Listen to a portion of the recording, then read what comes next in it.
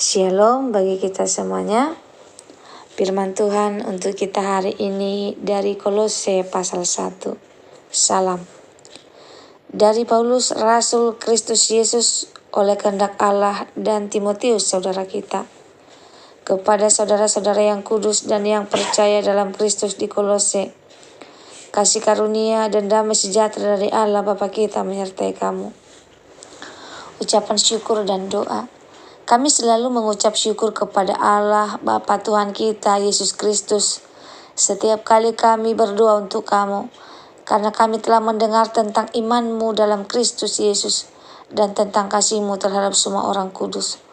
Oleh karena pengharapan yang disediakan bagi kamu di sorga, tentang pengharapan itu telah lebih dahulu kamu dengar dalam firman kebenaran, yaitu Injil, yang sudah sampai kepada kamu. Injil itu berbuah dan berkembang di seluruh dunia. Demikian juga di antara kamu, sejak waktu kamu mendengarnya dan mengenal kasih karunia Allah dengan sebenarnya. Semuanya itu telah kamu ketahui dari Epapras, kawan pelayanan yang kami kasihi, yang bagi kamu adalah pelayan Kristus yang setia. Dialah juga yang telah menyatakan kepada kami kasih-Mu dalam roh. Sebab itu sejak waktu kami mendengarnya, kami tiada berhenti-henti berdoa untuk kamu.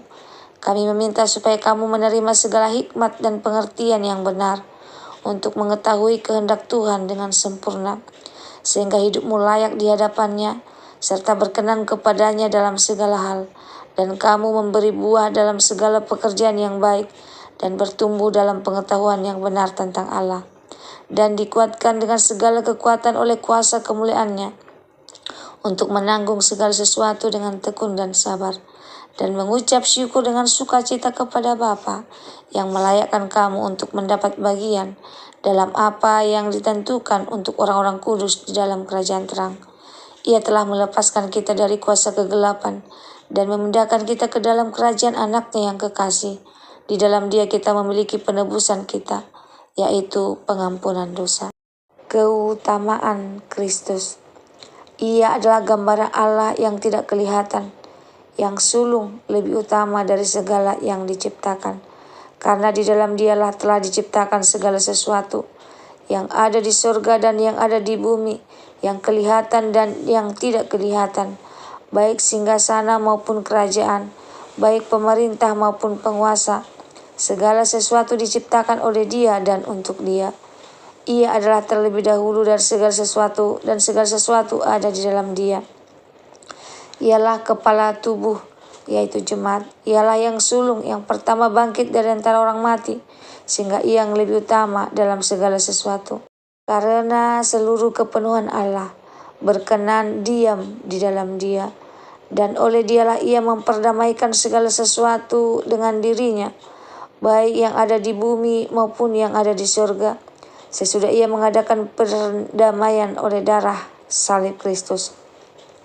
Juga kamu yang dahulu hidup jauh dari Allah dan yang memusuhinya dalam hati dan pikiran seperti yang nyata dari perbuatanmu yang jahat, sekarang diperdamaikannya di dalam tubuh jasmani Kristus oleh kematiannya, untuk menempatkan kamu kudus dan tak bercela dan tak bercatat di hadapannya.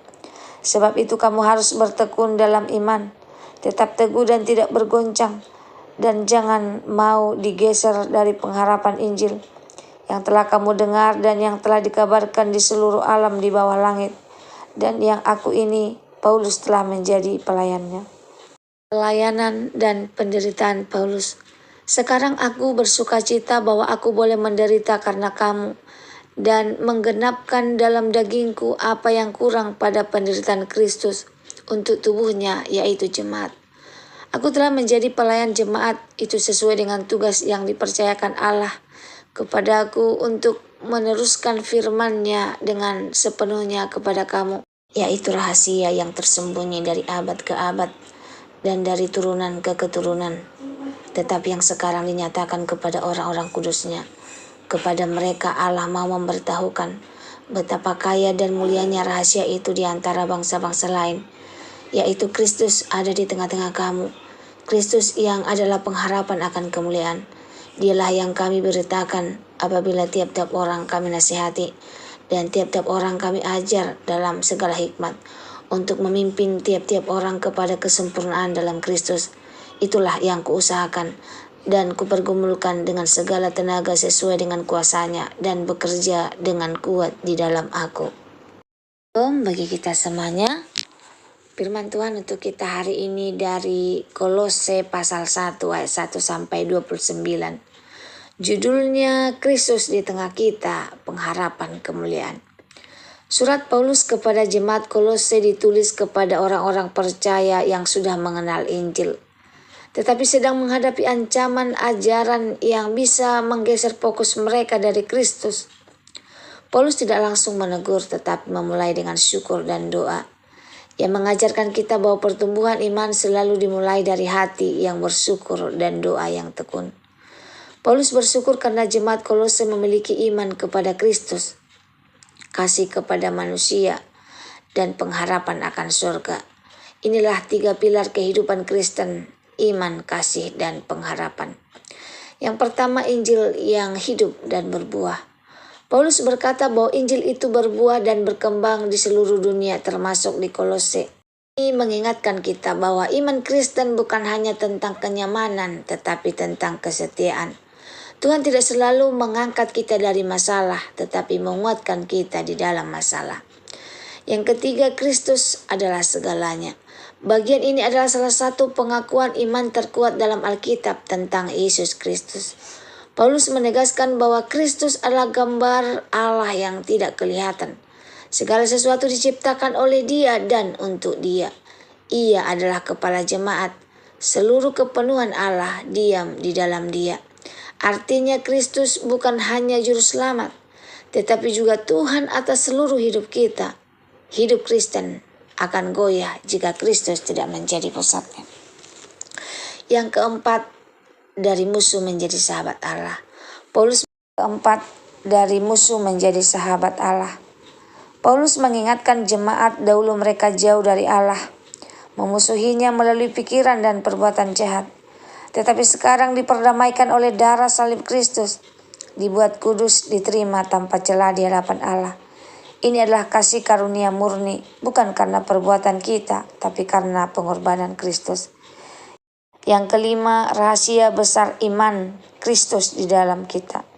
Inilah puncak renungan kita hari ini. Kristus ada di tengah-tengah kamu, pengharapan akan kemuliaan. Bukan hanya Kristus di surga, bukan hanya Kristus di gereja, tetapi Kristus hidup di dalam kita. Artinya kita tidak berjalan sendiri, kita tidak kosong, ada pengharapan sekalipun dunia gelap. Sebagai penutup firman Tuhan untuk kita hari ini, Paulus menutup dengan kesaksian. Ia melayani, berjuang, bahkan menderita, bukan dengan kekuatannya sendiri, tetapi dengan kuasa Kristus yang bekerja di dalam dia. Pesan firman Tuhan untuk kita hari ini, tetaplah bertekun dalam iman.